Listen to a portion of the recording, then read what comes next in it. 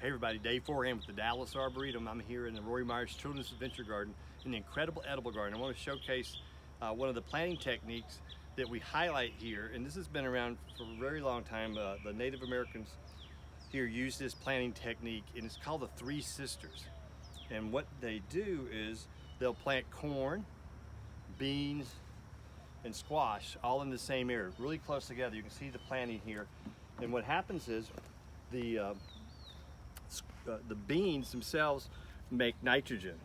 They're in the legume family, so they fixate nitrogen, which just means that as they grow, they actually are putting nitrogen into the soil.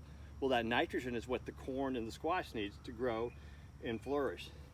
And then with the corn itself, it becomes the climbing pole for the beans. So they all work together in this one spot to produce these things. And these were all like staple crops for those Native Americans, with the corn, the beans, and of course the squash.